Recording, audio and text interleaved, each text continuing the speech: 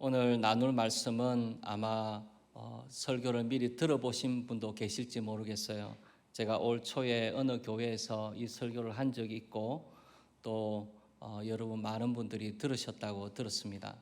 그렇지만 오늘 이 설교를 다시 한번 나누고자 하는 것은 아직 듣지 못한 분이 계실 수도 있고 또 이 말씀은 제가 시애틀에서 교회를 개척했을 때 저에게 잊을 수 없는 말씀입니다.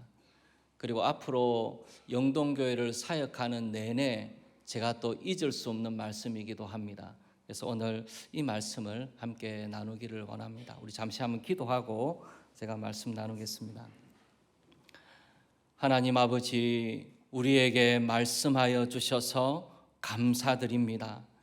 하나님의 말씀이 우리의 마음에 갈 길을 밝혀주시고 우리의 마음을 흔들어 깨워주시며 우리를 새롭게 하여 주시기를 원합니다. 하나님의 은혜를 구하고 성령의 도우심을 구하오니 이 시간에 역사하여 주시옵소서. 예수님 이름으로 기도드립니다. 아멘. 오늘 읽은 본문은 솔로몬이 성전 짓는 것을 배경으로 하고 있습니다. 성전은 그 길이 크기가 가로가 약 한 30m 되고 세로가 10m 되고 높이가 약 15m 정도 됩니다.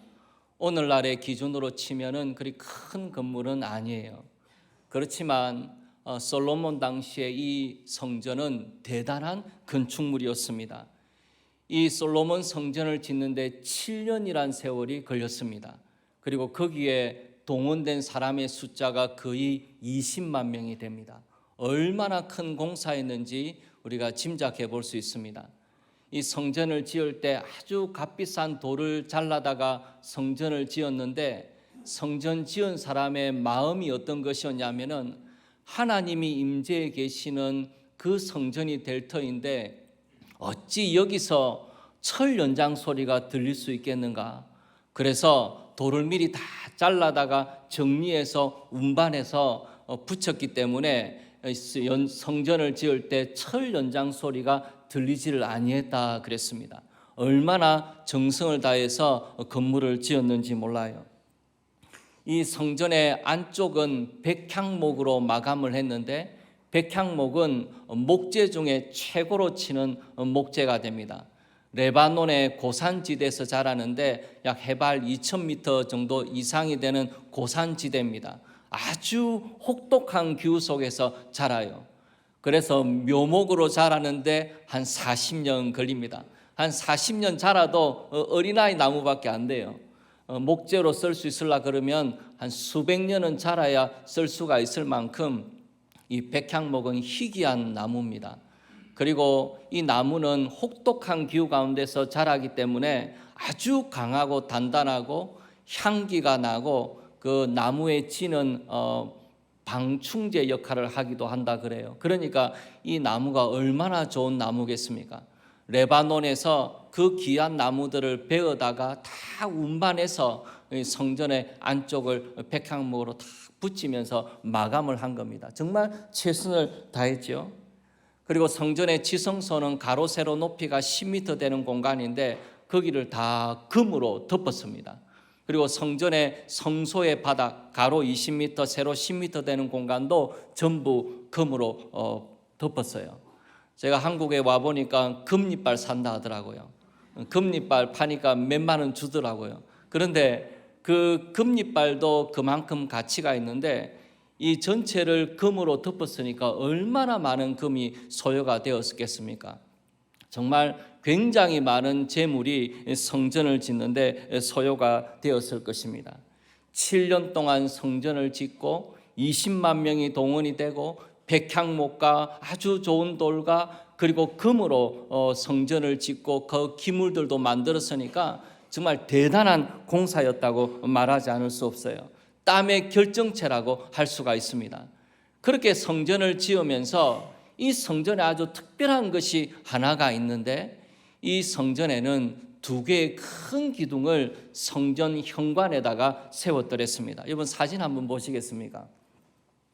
이 그림을 보시게 되면 이 그림은 성전의 모양입니다. 뭐 정확한 것은 아니지만 이렇게 성전을 만들고 그 현관에다가 기둥 2개를 노스로 만들었습니다. 이 노스로 만든 기둥이 높이가 약 9m 정도 되고 둘레가 6m, 기둥 머리까지 합치면 약 12m 되는 큰 기둥 2개를 성전 현관 앞에다가 딱 노스로 세워놓은 겁니다. 이 노시라는 것은 힘을 상징하는 금속입니다. 그러니 하나님의 은혜를 받아서 이 성전을 지으면서 성전 현관 앞에다가 성전 기둥 2개를 세워 놓았는데 이 2 기둥은 무게를 받치는 기둥이 아니에요. 성전 건물을 떠받치기 위한 기둥이 아니고 이 2 기둥은 기념물입니다. 이 성전을 지으면서 굉장히 중요한 것을 기념하고자 하는 마음으로 솔로몬과 백성들의 신앙 고백을 담아가지고 이 2 기둥을 세웠다는 것입니다.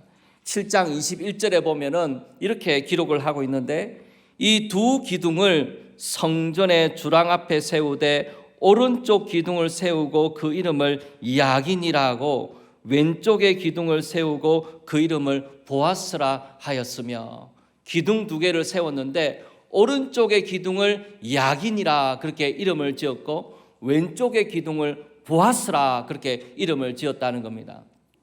야긴이란 이름의 뜻은 그가 세우시리라, 보아스의 이름의 뜻은 그에게 능력이 있다는 뜻입니다. 야긴과 보아스의 2 녹기둥을 크게 세워놓고는 솔로몬과 그 백성들이 하나님 앞에 믿음의 고백을 하고 있는 것입니다. 무슨 믿음의 고백을 하고 있는 것입니까? 20만 명이 동원이 되고 7년의 세월이 걸렸고 다윗 왕에부터 시작해서 솔로몬이 그 지혜로 받았던 그 많은 재물을 사용해서 이 성전을 지었고, 이 성전이 하나님 앞에 너무나 아름다운 건축물로 지어졌지만은 이 성전은 사람이 세우는 것이 아니라는 것입니다. 하나님이 세우셨고 하나님께 모든 능력이 있다, 그것을 고백하기 위해서 솔로몬은 이 2 성전의 기둥을 짓게 하였던 것입니다. 여러분, 이스라엘 백성들이 성전에 예배하러 오게 되면은 이 성전 안에는 못 들어갑니다. 성전은 제사장만 들어갈 수 있어요. 백성들은 하나님께 제물을 드리고 오면은 하나님께 제물을 드리고 성전 바깥만 볼 수 있을 뿐인데, 하나님 앞에 예배 드리러 온 사람들이 하나님 앞에 예배 드리면서 성전을 바라보게 될 터인데, 성전 앞에 세워져 있는 이 2개의 기둥을 보면서 믿음의 고백을 하기를 바랬다는 것입니다. 성전에 예배하러 온 사람들이 이 성전이 7년 동안이나 지어졌다더라, 20만 명이 동원이 되었다더라, 그 안에는 백향목이 들어가 있다더라, 금이로 덮었다더라, 그런 식의 말만, 겉모양만 볼 것이 아니고 이 성전에 예배하러 온 사람들이 2 기둥을 보면서 이 성전은 하나님이 세우신 것이고 하나님께 능력이 있다는 것을 고백하기를 바랬던 것입니다. 성전의 겉모양을 보고 얼마나 아름다운가 그게 감탄하지 말라는 거예요. 스바 여왕이 솔로몬을 보러 와서 성전의 겉모양을 봤는데 안에는 못 들어가죠, 이방인이니까. 그런데 성전에 올라가는 계단만 보고도 숨을 제대로 쉴 수 없다고 느낄 만큼 그 아름다웠다는 겁니다. 얼마나 이 성전이 아름다운 건물이었겠습니까? 근데 성전에 예배하러 온 사람들이 이 성전의 아름다움에 감탄하지 말고, 성전을 짓기 위해서 쓰여진 재물에 감탄하지 말고, 얼마나 많은 사람이 동원되었는가 그게 관심을 가지지 말고 이 성전을 세우게 하신 하나님께 초점을 맞추기를 바라는 마음으로 야긴과 보아스의 2 기둥을 세웠다는 것입니다. 여러분, 이것은 얼마나 맞는 말인지 몰라요. 이스라엘 백성들은 원래 애굽의 노예들이었습니다. 노예가 무슨 땅이 있어서 성전을 짓습니까? 노예가 무슨 재물이 있어서 성전을 세울 수가 있어요? 성전을 세울 수 있는 재물도, 성전을 지을 수 있는 땅도 하나님이 주신 것입니다. 20만 명을 동원할 수 있는 그 능력도 하나님이 주신 것이에요. 그러니 이 성전을 세우신 분은 하나님이 맞는 것입니다. 그러니 하나님께 이스라엘 백성들이 집중하는 마음으로 이 성전의 두 기둥을 세웠던 것이죠. 이 성전의 두 기둥이 백성들의 마음에 굳게 세워져 있을 때는 성전도 세워져 있을 수 있었고 백성들도 든든히 서갈 수가 있었습니다. 그런데 백성들의 마음에 이 성전의 두 기둥이 희미해지기 시작하고 믿음이 희미해지기 시작하면 성전도 없어지고 말고 결국 이 성전의 두 녹기둥은 어떻게 되었는지 아십니까? 바벨론 군사들이 쳐들어와 가지고 다 깨트려 가지고 바벨론으로 가져가 버리고 말았던 것입니다. 이스라엘 백성들이 그가 세우시리라, 그에게 능력이 있다는 이 믿음 안에 있을 때는 성전이 굳게 서 있을 수 있었지만은 그 믿음을 떠나고 나니까 우상 숭배하는 데 빠지고 나니까는 이스라엘 백성들의 삶도 무너지고 성전도 무너지고 성전에 세웠던 두 기둥도 다 무너지고 말았다는 것입니다. 여러분, 이것이 우리에게 던져주는 바가 얼마나 큰지 몰라요. 여러분, 우리는 신앙이 먼저입니다. 신앙이 있으면 하나님이 거기 역사하시면 광야에도 성전이 세워질 수 있어요. 그렇지만 하나님이 계시지 않으면 아무리 크고 견고한 성전이 거기 세워진다 하더라도, 금으로 성전을 짓는다 하더라도, 백향목으로 성전을 짓는다 하더라도 그 성전은 아무것도 아닌 것이 되고 마는 것입니다. 우리의 삶에 믿음이 먼저라는 거예요. 하나님이 세우시는 것이고 하나님께 능력이 있다는 것입니다. 제가 이 말씀을 잊을 수 없는 이유가 있습니다. 제가 2011년 8월 달에 교회를 개척하기 위해서 시애틀로 갔습니다. 제가 2011년에 공부가 끝이 나고 난 다음에 마음에 생각하니까 하나님께 그렇게 죄송할 수가 없어요. 공부는 이렇게 했는데 하나님을 위해서 일한 게 참 없지 않느냐, 그렇게 생각하니까 너무 부끄러운 겁니다. 그래서 교회를 개척하는 마음을 갖게 되었는데 마침 그때에 서울 남부노회하고 재미고신의 북서노회가 서로 자매 결연을 맺어가지고 이제 시애틀에 교회를 개척하는 프로젝트를 세우게 됐던 겁니다. 제가 그때 서울 남부노회 출신이었거든요. 그래서 서울 남부노회 소속이고 그리고 유학 목사로 가 있었기 때문에 제가 그 개척하는 일에 개척자로 임명을 받고 제가 그 당시는 켄터키에 살다가 시애틀까지 36시간을 운전해야 됩니다. 36시간을 운전해 가지고 시애틀에 가서 교회를 개척하게 된 겁니다. 하늘 아래 가장 좋은 전도 방법이 교회 개척입니다. 그래서 교회를 개척해서 전도하고 하나님이 기뻐하시는 교회를 세워봐야 되겠다, 그런 마음을 가지고 시애틀에 교회를 개척하러 간 겁니다. 아는 사람이 아무도 없었어요. 제가 아파트를 구하는데 누가 도와줄 사람이 있는 것도 아니고 그냥 제가 가서 아파트를 구하고 교회를 개척해야 되는 겁니다. 예배당을 구해야 되겠는데 그 당시는 이제 미국 교회를 많이 빌려서 개척을 합니다. 미국 사람들이 한 1시까지 쓰면 다 집에 가거든요.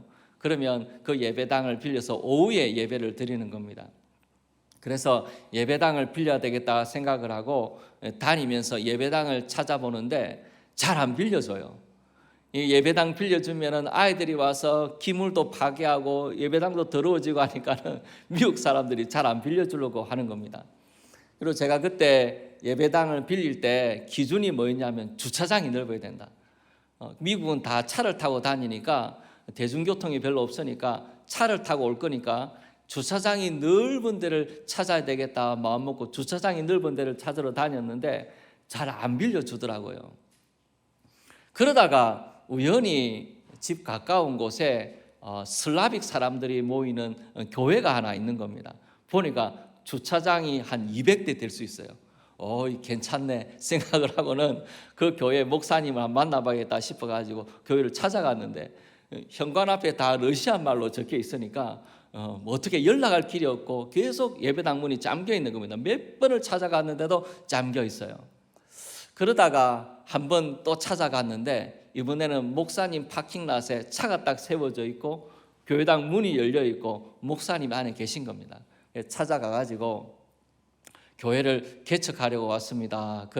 그러니까 목사님 일단 예배당을 구경을 시켜주시는 겁니다.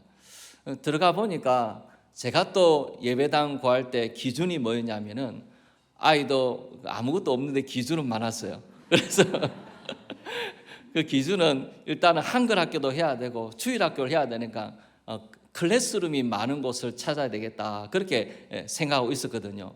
그런데 그 교회는 감사하게도 그런 클래스룸이 11개나 되는 겁니다. 얼마나 잘 돼 있는지 몰라요. 여기다.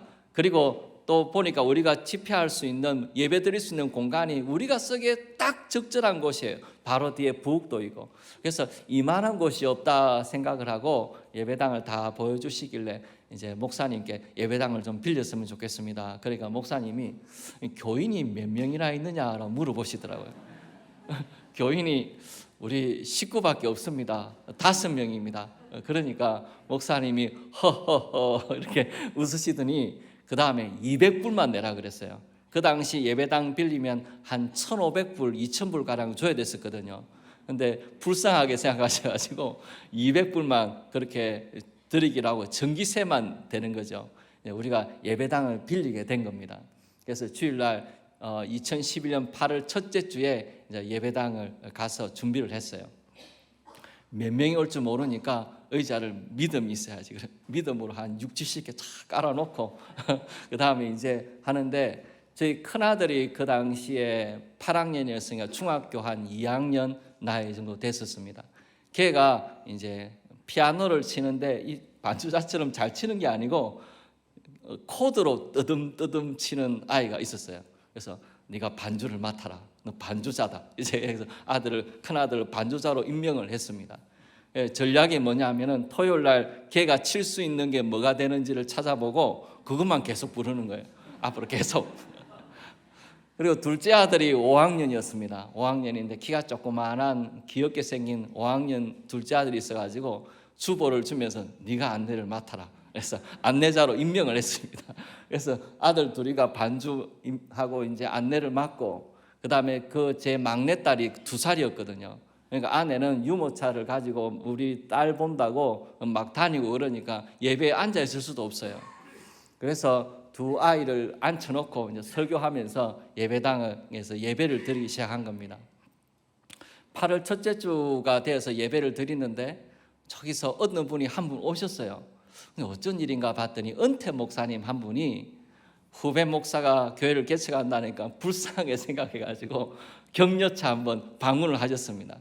그래서 이제 이런저런 도움도 많이 주시고, 그분은 교회를 여러 개 개척하신 분이라서 이제 격려해 주시고 기도해 주시고 그렇게 가셨어요. 이제 8월 둘째 주가 됐습니다. 역시나 큰아들이 반주를 하고 둘째 아들이 안내를 하고 그렇게 준비를 하고 있는데 아무도 사람이 없는 거예요. 예배당이 그렇게 휑할 수가 없어요. 이 공간을 어떻게 채우나. 의자는 한 5, 60개 깔아놨는데 두 아들만 여기 딱 앉아서 덩그렇게 해서 예배를 드리고, 우리가 누가 오면은 도넛 같이 먹는다고 도넛 사갔거든요. 두 아이들은 그거 아무도 안 오니까 자기들이 도넛 많이 먹는다고 좋아하고 얘들은 안 오기를 바라는 것 같아요. 개척 멤버가 이랬습니다. 그래가지고 예배를 드리는데 둘째 주를 지나니까 아무도 안 오시고 우리끼리 예배 드리고 집으로 돌아왔어요. 셋째 주에 또 예배를 드리러 갔는데 또 아무도 안 오시는 겁니다. 그래서 우리끼리 예배를 드렸어요. 그래서 제가 셋째 주 마치고 오면서 이래서 개척교회가 문을 닫는구나. 이래서 개척교회가 어렵구나. 그걸 새삼 실감을 하면서 이게 아무도 앞으로 안 올 것 같다, 그런 생각이 드는 거예요. 여러분 같으면 아무도 없는 교회 개척 멤버로 가시겠습니까? 오시다가도 돌아가실 상황인 거예요. 그 200대가 될 수 있는 큰 넓은 주차장에 차가 딱 한 대, 이럴 줄 알았으면 차가 여러 대 있으면 좋았겠는데 한 대밖에 없는 세워져 있는 그런 교회에 누가 오겠는가, 그런 생각이 드니까 안 오시겠다는 생각이 드는 겁니다. 식당을 가도 점심시간이 됐는데 아무도 없으면 여러분 거기 들어가시겠습니까? 안 들어가지 않겠습니까? 그래서 예배당이 이렇게 비어 있는데 아무도 없는데 아무도 안 올 것 같다 그런 생각을 했어요. 그래서 제가 아내한테 아무도 안 올 것 같다. 그러니까 아내가 하는 말이 개척교회 중에 교인이 없는 교회를 본 적이 있느냐고, 한 명이라도 있지 않느냐고, 분명히 올 거라고 아내는 그렇게 이야기를 하는데 제 마음에는 그게 믿어지지가 않는 거예요. 도저히 누가 올 것 같지가 않아요. 그래서 아무도 안 오시겠구나, 정말 앞으로 어떻게 해나가야 될 것인가 생각하니까 걱정이 되고 마음이 답답하고 침울해져 가지고 쓸쓸한 마음으로 집으로 돌아갔습니다. 그리고 한 주간을 보내게 되는데 8월 마지막 주 하루 앞에 토요일 날 교인도 아무도 없고 우리 아이들밖에 없으니까 가정 예배 많이 드렸죠. 가정 예배를 드리면서 성경을 같이 읽었는데 그때 읽은 본문이 어디냐면 열왕기상 7장이에요. 여기를 읽은 겁니다. 그래서 성전 짓는 이야기를 쭉 읽으면서 그렇구나 하고 지나가고 있는데 열왕기상 7장 21절을 읽고 있는데 제 마음에 7장 21절에 야긴과 보아스를 읽는 그 순간에 제 마음에 큰 깨달음이 오면서 하나님이 저를 질책하시는 것을 제가 알게 되었어요. 너 야긴의 뜻이 그가 세우시리라, 보아스의 뜻이 그에게 능력이 있다. 너 개척교회 목사가 돼가지고 주차장에 차가 몇 대 세워져 있는가 그것만 세고 있고, 개척 멤버가 없다는 거 그거 생각하고 있고, 교회를 하나님이 세우시는 건데 너 개척교회 목사가 돼가지고 그 정도 믿음도 없으면서 무슨 교회를 세우겠다는 것이냐, 너 하나님을 믿기는 믿는 것이냐, 하나님이 그렇게 질책하시는 것 같은데 얼마나 제가 그때 회개가 됐는지 몰라요. 교회를 개척하면서 하나님이 교회를 세우신다는 걸 믿지를 않고 있었구나, 사람을 보고 있었구나, 주차장에 차가 한 대 세워져 있는 것 가지고 그것 때문에 낙심해서 있었구나 생각하니까 얼마나 부끄러운지 모르겠어요. 그래서 하나님 앞에 회개하고 하나님의 도우심을 구하고 마음을 새롭게 하고 다시금 하나님 앞에 나아가는 시간을 가지고 8월 넷째 주 그 다음 날 이제 교회를 갔습니다. 똑같이 큰아들이 반주 연습한다고 뚱땅거리고 있고 둘째 아들이 안내를 하고 있었는데 예배 드리기 좀 전에 둘째 아들이 아빠 하고 뛰들어오는 겁니다. 그래서 저는 셋째가 다친 줄 알았어요. 왜 다급하게 부르길래 무슨 일인가 물어봤더니 누가 왔어 그러는 거예요. 깜짝 놀라가지고 누가 오셨다 그래 나가봤습니다. 나가봤더니 이제 60대가 넘으신 노부부하고 그 다음에 90이 넘으신 노모, 이게 세 분이 예배당으로 들어오시는 겁니다. 그분들도 깜짝 놀라셨어요. 아무도 없어가지고. 그런데 일단 인사하다고 들어왔으니까 나갈 수는 없지 않습니까? 예배는 드려야 되니까. 일단은 앉으셨어요. 저도 가시면 안 되는데 그렇게 하고 앉아 계셨습니다. 그리고 예배가 좀 시작하고 조금 지나니까 한 60대가 된 남자분 한 분이 더 들어오셨어요. 그분도 얼마나 놀라시든지 제가 그 얼굴을 잊을 수가 없어요. 그러더니 그분은 이제 축도하기 전에 일찍 가셨습니다. 그리고는 다시는 뵙지를 못했어요. 세 분이 남은 거죠. 그래서 같이 드디어 도너츠를 먹었습니다. 같이 도너츠를 먹으면서 어떻게 오시게 됐느냐 여쭤보니까 그분이 하시는 말씀이 자기는 아침에 이제 일을 해야 돼서 오후에 예배드리는 교회를 찾을 수밖에 없었고, 또 보니까 어머님이 연세가 90이 넘으셔 놓으니까 먼 거리를 갈 수가 없어가지고 가까운 교회를 찾았는데 마침 이 교회가 세워졌다는 이야기를 듣고 찾아오셨다는 거예요. 그런데 이분이 이제 그 다음 주부터 안 오실 수도 있지 않습니까? 근데 계속 오시겠다는 겁니다. 어떻게 계속 오실 마음이 먹었냐 그러니까 이 분이 예배를 드리는 가운데 갑자기 30년 전의 일이 생각이 나더래요. 미국에 처음 왔을 때 목사님이 자기를 공항에 픽업을 나오셨답니다. 그래서 목사님 댁에 차고를 개조해가지고 예배당으로 만드는데 거기서 예배를 드렸는데 자기가 거기서 예배를 드렸던 기억이 갑자기 나더라는 거예요. 그래서 마음이 뭉클하게 그때 생각을 하고 있는데 그 노모께서 90이 넘은 노모께서 저 목사를 도와야 된다고 그리 말씀을 하셨다는 겁니다. 그 노모께서는 몇 달 있다가 돌아가셨어요. 주일 예배까지 다 드리시고 평안하게 그냥 아무 일도 없다는 듯이 건강하셨는데 돌아가셨어요. 주무시다가 돌아가셨습니다. 너무 복된 죽음이었죠. 그 노목께서 저 목사를 도와야 된다고 말씀하셔가지고 이제 드디어 세 분이 생기게 된 겁니다. 교인이 생기게 된 거예요. 9월 첫째 주가 됐습니다. 첫째 주가 됐는데 하나님께서 또 세 분을 보내주셨습니다. 둘째 주가 됐는데 또 세 분이 오셨어요. 셋째 주가 됐는데 또 세 분이 오셨습니다. 이게 어찌된 일입니까? 하나님이 오케스트라 지휘자처럼 딱 줄을 세워 놓으셨다가 이번 주에 당신이 갈 차례, 이번 주는 당신이 갈 차례, 이번 주는 당신이 갈 차례, 그래서 세 분씩 딱딱딱딱 보내주셨어요. 넷째 주는 세 분이 오시진 않았어요. 그렇게 해서 9월 넷째 주가 지나고 10월 첫째 주에 교회 역사상 처음으로 피크닉을 갔습니다. 그래서 사진을 하나 찍었어요. 그 사진을 한번 보여드리겠습니다. 이게 2011년 8월 달에도 사진. 제일 앞에 제 막내가 엄마 품에 있는 거 보이고 그 옆에 있는 아들이 안내를 맡은 둘째 아들이에요. 그리고 제 옆에 제가 있고, 근데 어떻게 된 일인지 그 옆에 4명이 중고등부입니다. 제 오른쪽에 있는 아이가 노란 입은 아이가 제 큰 아이고요. 중고등부 있고 그 뒤에 청년부 대학생 한 명이 있습니다. 그 다음에 30대 부부가 두 부부가 있고, 그 다음에 제 뒤에 있는 여자분 한 분이 그 당시에 50대 초반, 그리고 그 뒤에 있는 또 두 분도 50대, 제가 40대. 그러니까 60대가 두 분이 계시고 90이 넘은 노모도 계시는 거예요. 어떻게 한 달이 지난 사이에 전 연령대의 교인이 다 있게 된 겁니다. 어떻게 이런 일이 있을 수가 있습니까? 하나님께서 작정하고 보내셨다는 걸 알 수가 있는 거예요. 다른 사람은 몰라도 저는 이걸 보면서 얼마나 마음에 하나님의 역사를 경험했는지 몰라요. 교회는 하나님이 세우시는 것이고 하나님께 능력이 있다. 사람으로 하는 게 아니라는 것을 그때 너무나 많이 배웠습니다. 근데 이것은 시작이었습니다. 그 다음에 이제 교회를 개척해서 진행을 해 나가는데 위기가 여러 번 있었어요. 이래서 교회가 문을 닫는구나. 그런 걸 경험할 수 있는 것이 몇 번 있었습니다. 하나님께서 그 위기를 넘기게 해주셨습니다.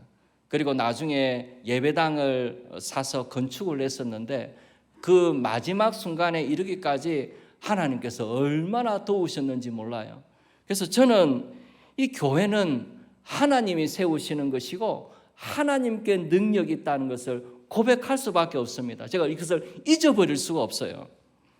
제가 왜 이 말씀을 다시 드리냐면은 제가 서울 영동교회 이제 그 공동회가 통과되고 난 다음에 제가 10월 달에 설교했지만은 그 전에 조금 일찍 올라와 있었습니다.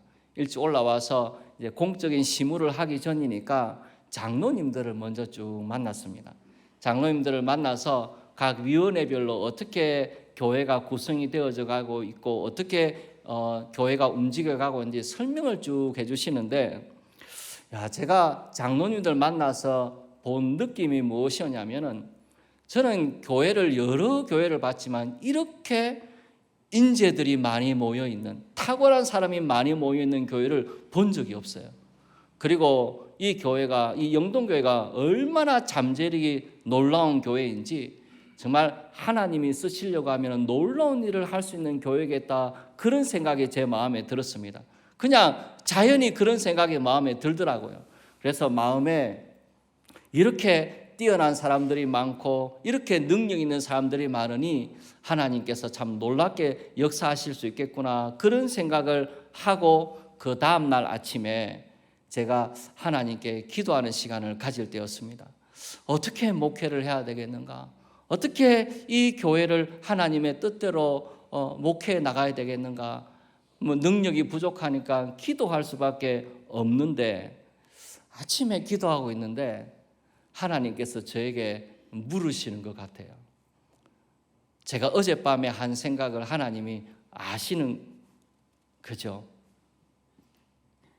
너는 아직도 교회가 사람이 가진 능력과 사람이 가진 것으로 움직여 갈 수 있다고 생각하느냐? 제가 얼마나 놀랐는지 모릅니다. 2011년에 교인이 아무도 없을 때에 너가 주차장에 있는 주차 대수, 개척 멤버 그런 걸로 교회가 되어지는 것이 아니라고, 하나님이 세우시는 것이고 하나님께 능력이 있다고 내가 너에게 가르치지 않았느냐? 그런데 영동교회에 사람이 재주 있는 사람들이 많고 능력 있는 사람들이 많다고 너 그것을 바라보고 있느냐? 너 설교하지 않았느냐? 솔로몬이 가진 재물 때문에 성전이 세워진 것이 아니라고 하지 않았느냐? 20만 명을 동원할 수 있는 능력 때문에 성전이 세워진 것이 아니라고 하지 않았느냐? 사람들이 재능 있는 기술자들이 많아서 성전이 세워진 것이 아니라고 하지 않았느냐? 그런데 왜 너는 사람들을 바라보고 있느냐? 얼마나 그날 제가 놀랐는지 몰라요. 교회는 사람이 세우는 것이 아닙니다. 교회는 사람의 능력이 있다고 되어지는 것이 아니에요. 교회는 하나님이 세우시는 것이고 하나님께 능력이 있는 것입니다. 하나님께로 다시 돌아가야 됩니다. 우리의 삶을 주관하시는 하나님께로 다시 돌아가는 것, 다시 하나님 앞에 나아가는 것, 전심으로 하나님을 찾는 것, 그것이 우리의 시작이어야 한다는 것을 저에게 깨닫게 해주셨어요. 제가 또 하나님께 혼이 났습니다. 그러면 우리의 인생은 하나님께 달려 있습니다. 교회만 그런 것이 아니지 않습니까? 우리 인생도 마찬가지입니다.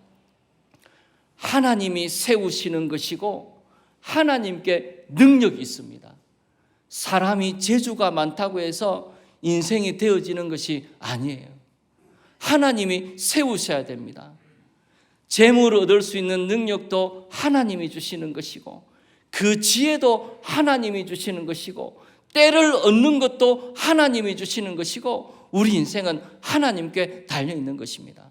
하나님의 도우심을 덧입어서 사는 것이 우리 인생인 것입니다.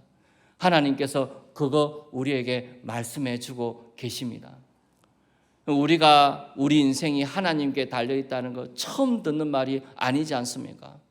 제가 이 본문을 묵상하면서 느끼는 것이 뭐냐면요, 솔로몬이 성전 기둥을 세웠지 않습니까?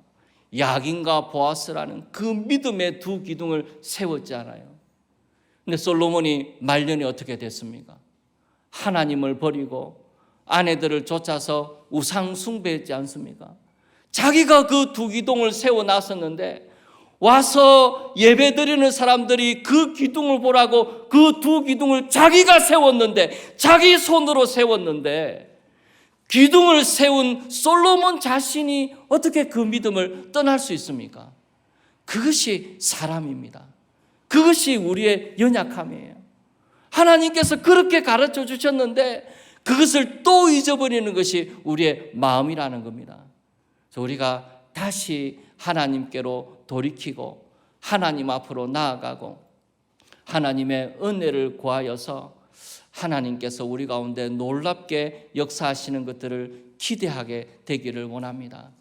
하나님을 기대하지 않는데 어떻게 하나님이 역사하시겠습니까? 하나님이 일하실 것을 바라보지 않는데 어떻게 하나님의 역사가 일어날 수 있겠습니까? 우리가 다시 한번 하나님께로 돌아가서 하나님을 바라보고 하나님의 은혜 아래 나아가는 우리 모두가 되기를 소원합니다. 우리 기도드리시겠습니다.